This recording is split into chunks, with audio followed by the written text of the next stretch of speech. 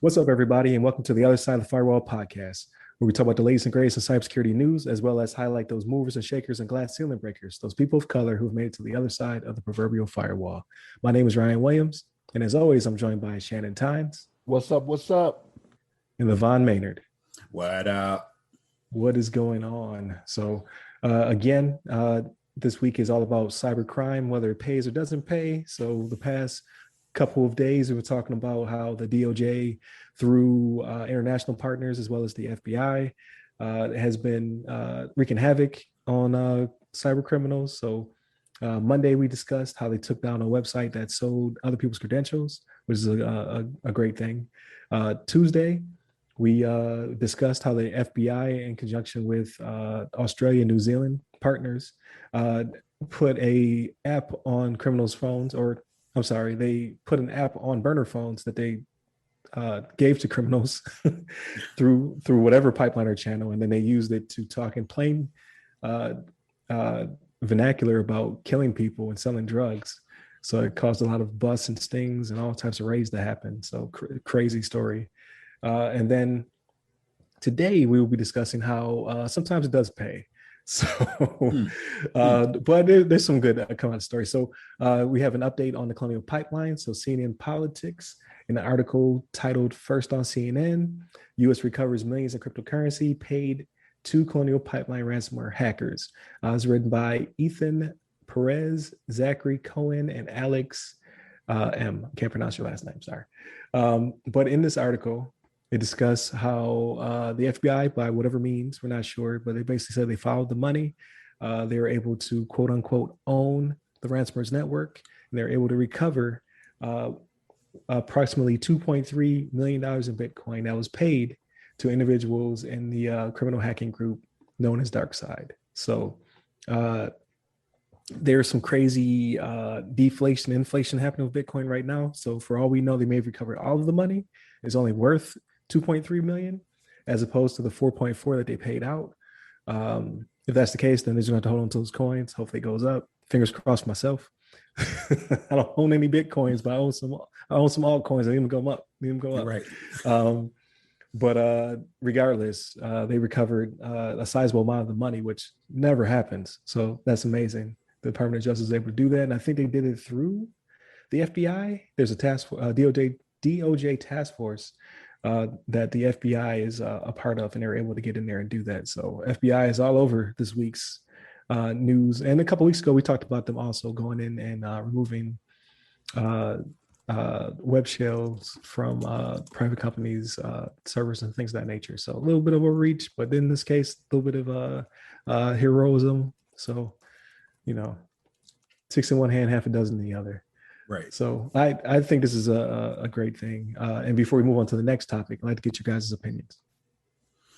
Yeah. So I think it's obviously a great thing. They got their money, at least part of their money back. I think we were joking before we started today's episode that it would have been funny if, because it seems like they lost money potentially from the price of the Bitcoin, because it's been kind of dropping in the last, couple weeks here or whatever. But it would have been funny if the opposite had happened, if they recovered the Bitcoins and all of a sudden they're worth like twice as much as they paid. And all of a sudden the Colonial Pipeline actually made money out of the hack, which I think would be pretty hilarious. But nonetheless, it's awesome to see these departments actually, following through some actions to recover these funds. And I think, not to get too sidetracked with Bitcoin, but I think obviously we're seeing a slump in that market, and I think a lot of it has to do with this kind of situation where they were able to discover where this money had gone, or how we're able to pretty much pull it back. Because whether or not we want to say that, whether or not we want to say Bitcoin has been used a lot for nefarious purposes. Nefarious purposes. Drugs, weapons, and people. Yeah. Exactly. Yeah. That's right. So it's good that they, so for that reason, I think that's affected the price, the market. So people are like, I think a lot of these people that were using it for that purpose are kind of starting to discover that they can't use that with full, anonymity. How you say that? Like they can't be anonymity. Anonymity. Anonymity. Yeah, anonymity. Yeah. That's right. So yeah, so they you guys teach me. Yeah, you guys help me out with my words today. But yeah, so they can use that. I mean, obviously they're kind of discovering that. I think people are pulling the money out of that marketplace, so that they try to find some other means to launder the money or hide it, or they're probably selling it off as soon as they get it, potentially trying to sell it off before somebody can track it down or something like that. So I think we're seeing that affect that market, and that's kind of like maybe kind of a snowball effect from things like this. So it's good to see. I mean, hopefully they keep it up. And I'm sorry for your cryptocurrency, Brian. I know that you put your life savings in that. No. But yeah, hopefully hopefully this kind of continues, and we're able to get these monies back and kind of deter ransomware organizations from using this this avenue. But you have some thoughts on it as well, Shannon? What you think? So I do. So this is a success story, right? Like this is one of those things where it's like, yeah, this is what you like to see. You do bad, you don't necessarily profit from it, and we like to see that, right? Kind of as not an incentive, but a preventative measure for them to disincentivize them. Disincentivize. That's what I'm looking for. Thank you. Yeah. But the FBI, even in this article, they want you to temper expectations, right? Like this is not going to be an all the time thing. They're like, yes, we did fortunately make it happen this time, right? Because there was speculation before that these weren't the best hackers anyway, right? Because remember, DarkSide was kind of like loaning their tools out to whoever was going to pay the price, right? So there was talk before about these not being the most experienced hackers, and maybe that was how they were able to recover and do this. Like maybe they didn't lock up as tight as they thought they did, right? Because they weren't professionals, the real professionals in the game. Because the real professionals were like, nah, we ain't going after American oil. Like who would do that? You know what I mean? But yeah, they want you to temper expectations on this, to be like, hey, yes, we did what we were supposed to this time, and it came through and it worked for us, but this is not an all the time result. And I can see that, right? Like you don't want people to read this article and be like, all right, well, if something happens, like the FBI is going to get them every time. The Department of Justice is going to get them every time. No, it's just not the case. But no, it's good. It's a good thing. I mean, that they recovered it. You know what I mean? Because you do want to disincentivize different groups from doing this in the future. Right. Unlike JBS, which is the other side of this coin, right? So the Wall Street Journal has an article called "JBS Paid $11 million to Resolve Ransomware Attack." So they talked to the meat suppliers U.S. chief, who was like, "Yeah, we paid it, and it's not for the reason that we thought." So in reading the article, when you get to the real nitty gritty of it, they were coming back up. They had stopped the disruption. They were coming up off their backups. It was kind of slow, but fast enough. They were scared of retaliation. They didn't know how they got in there, and they didn't know if they're going to come back. So they're like, hey, we are coming back up, but here's the money. So that way you will not disrupt operations again, which we've talked about in the past, companies paying and then being quote unquote owned again immediately after because they didn't flush them out of the network. So in this case, they're like, hey, we don't have time for that. We can't be disrupted for that long. I think they said they're they supply 1/5 of the nation's meat supply in Brazil, as well as they also have food here in the States. And they are the largest meat company by sales, processing beef, poultry, pork from Australia to South America and Europe. So they do a lot of money, a lot of business, which means that they have a lot of money. So 11 million might not have been that bad for them. They were like, it's a drop in the bucket in order to not disrupt us for days, weeks, and on and on and on, or giving a leg up on the competitor, right? So they paid. This does not stop them from attacking companies, is the problem. And then if you read further down the article, it talks about the Biden administration, which obviously they do not want companies to pay. However, they have no teeth to make them not pay, and they may not have any in the future either. In the article, it says that they are reluctant to pass laws to stop these companies from paying, only because it will hurt them. In my opinion, in the short run. But who am I? But if you don't disincentivize them, they will continue to do this. So as you saw, 4.4 to almost $5 million with Colonial Pipeline. You got 11 million here. They said that DarkSide had accumulated 90 million in 9 months. So it is very lucrative business as long as you don't get caught, right? Like all crime. But this one seems to be a little bit more lucrative than most. What are you guys' opinions? Yeah, it's just one of those things like yeah. I think it's as you kind of touched on the fact that the current administration has been trying to push to like disincentivize these organizations from doing what they're doing by preventing the companies from paying the ransom. I mean, if we can kind of like, if nobody paid a ransom, you would have to imagine that they would eventually stop, or wouldn't be as maybe it would still happen, but definitely wouldn't be as advantageous for them to go about trying to hack these companies, because they know, hey, we're not getting anything out of it. We may disrupt the service and may get like put our name out there or something like that. Like, hey, we got this cool gear, we got this cool software that we can take down the pipeline, and we can take down whatever next like big business, big company. But if we can prevent them from getting paid, it's definitely not going to be as lucrative for them, and be less incentivized to try to destroy these organizations. But I can understand from being like a business owner, if I was owning a business and I'm rolling in like, I'm making millions and millions of dollars each day, and if my services are down for X amount of time, even for a couple of hours, I lose millions of dollars when I can just pay them, a portion of that millions of dollars that I would make during that period of time. Obviously, you're going to be like, okay, I'll just pay it real quick just to get it out the way so I can get my money back. But at the same time, like you said, it's kind of like a short-term gain overall for our own infrastructure, for our own society, as far as running our businesses. And just like we talked about before, like, you don't what's the word? You don't negotiate with terrorists. You don't appease to their demands, because they're just going to keep doing it and try to continue using that as a means to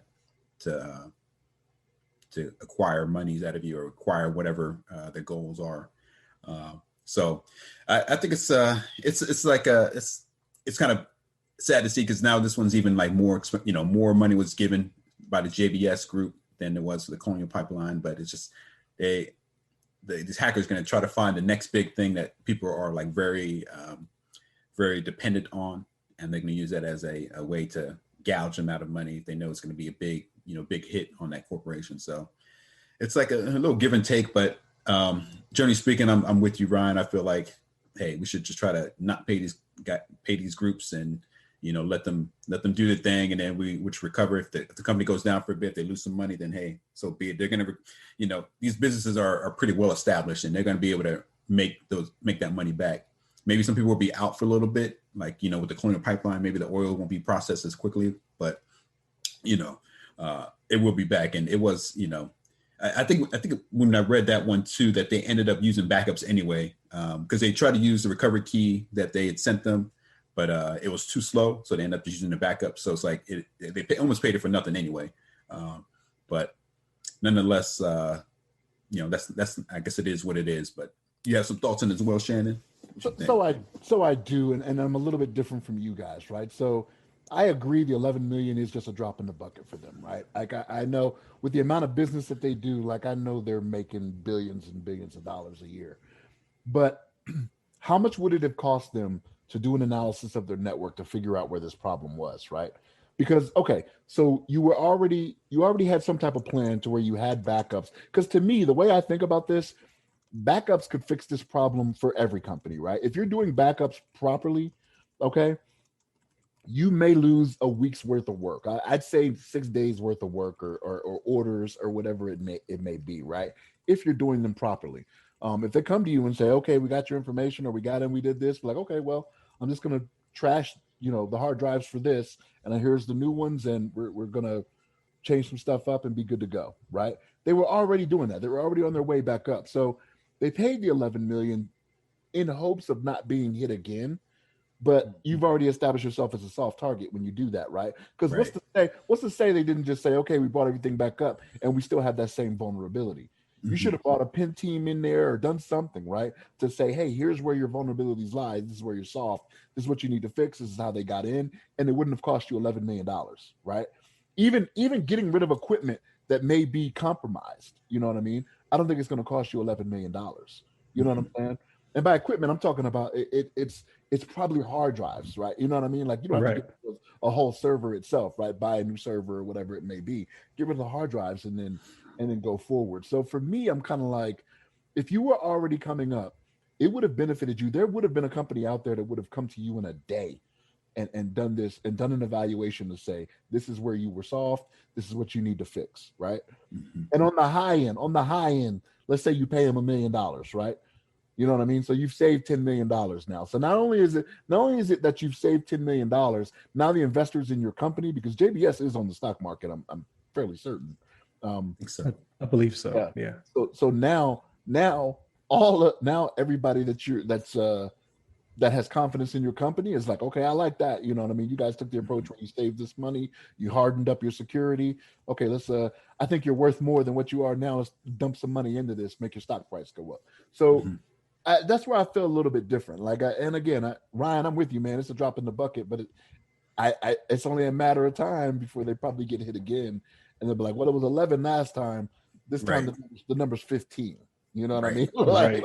You know what I mean? Now you're $26 million deep. So, I think they should. I think they should have went the route of, and Colonial the same way, right? And again, I realize you don't mess with American oil, right? Like you don't do that, but like if you're already back up, like take the hit on it being a little bit slower to where you don't make yourself a target in the future. Play the long game. You know what I mean? Right. Yeah, I completely agree. Because at the end of the day, like they're setting a precedent that, like, what if this becomes part of the business continuity plan from here on out? Like companies have to be like, okay, we can factor in if we get hit, we can be back up in a day if we pay them, you know what I mean, whatever figure it is. Like, are you going to build that into your continuity plan? Like, is that the route we're going to go? Right. Again, I can see like over in the UK, they can make that very staunch, not litigation, but what am I looking for? Legislation to say no one will pay. Here in the States, we're a capitalist society, right? So it's kind of like, can I really force a company to not pay this and then hurt their bottom line? That's a good question. I don't know. It looked as though that was the way they're going to go. However, now it just seems like they're like, how far can we draw the line over private company and legislate them that way? So it may never happen. I would hope it would be international law is what I would hope, where no one's paying the ransom. But then you would have to put in some kind of provisions where you can prop that company back up. So then is that company, a private owned company at that point with whomever's money inside of it. You know when it'll hurt? When the consumers start paying more money. Then all of a sudden they'll wish they started doing it. That's when it'll hurt. When the companies start passing that cost on to us, you know what I mean? When they're like, okay, well, we're going to raise prices 10% so that we can do this and get up faster. There's going to come a breaking point, right? Where the consumer's like, I don't want to pay that. I don't want to pay. I'm already paying you to secure your network, right? Like what I pay to you is what you should be doing it with already. That's when it'll change. And all of a sudden people will be like, well, why am I spending so much more? Well, we can't tell these companies, you know what I mean, to do whatever, you know. All of a sudden the freedom and the capitalist views don't mean so much, right? When we're paying more money. Right. And I think also, like you mentioned earlier, I think as the cost of the ransomware increases over time, especially if they feel like, you know, they have an idea as far as how much people are willing to pay, and you know they're going to go a step above that and kind of like push the envelope and see like, hey, what's the maximum I can get out of this company? Because obviously, you know, they know now that Colonial Pipeline is, you know, very essential. They know this and that is essential. Meat product is essential. They can find the next thing down the list and just see how much they can gorge out of them, how much money they can pull. So I think that'd be also maybe another breaking point as well, as these companies start getting attacked, especially if they get, you know, attacked multiple times over the course of, however period of time, they're going to start realizing that, hey man, it's not worth it for us to pay this money. We keep getting hacked. They keep getting more and more money out of us. And like you said, they pass the cost on to the customer. Customers are starting to get frustrated and starting to pay more. They're starting to use the product less. Or even if there's a company that maybe it's more so like a company where they maintain other people's data, like, even like a banking account or some other stuff like that. And they have social security numbers, and all of a sudden they're getting hacked, and people are like, I don't trust that company anymore. I'm not sending them my business. I'm moving on to the next one. I'm going to keep it all offline. I'm going to go off the grid, and I'm going to put everything underneath my mattress and all this kind of stuff. So that's the kind of thing you got to look out for. It's the public trust, right? The public trust can sink you. Right. You lose it. Yeah. No, that's very true. So a pretty interesting week. Hopefully next week is a little bit, I hope either it continues to stay this route, except for JBL. We describe them. Everybody else, hopefully gets to continue this trend of the DOJ beating up hackers and arresting criminals and stopping murders and things of that nature. Like JBL was a little bit of a setback. However, I think in light of all of this good positive news, you've seen that they're recovering money and things of that nature. Perhaps the ransomware gangs will die down a little bit, give us a lull so we can start talking about anything else. That's right. Because it just keeps getting bigger and bigger. It's like Ocean's 14. Like it just keeps getting larger and larger. So hopefully we will dial it back over the next few weeks as the Department of Justice starts to really bust heads out there. But continue to tune in, listen to us, please. Like, share, subscribe. Again, this week we discussed the DOJ taking down websites, the FBI with international partners cracking down on crime through burner phones with I can't really say hacked apps. It was designed to catch them. Right. And then our discussion on just the two sides of the coin. You have the Colonial Pipeline and how that money is recovered, and JBL and how that money may never be recovered. But both instances, the companies paid the ransom, right? And that's what we don't want. We don't want to see that anymore, if possible. So continue to tune in. Hit us up on the website, www.theothersideofthefirewall.com, where you get to our social medias. You can hit me up personally, ask me a question for Ask a CISP. I'm at Rai Security Guy. I am on Clubhouse, LinkedIn, Twitter, TikTok, and IG. And LeVon? You can hit me up on the Twitters at LeVon Manning. There it is. Have a good week. Tune in tomorrow where we talk about everything not cybersecurity related. So it's always a good time. Stay safe, stay secure. Take care.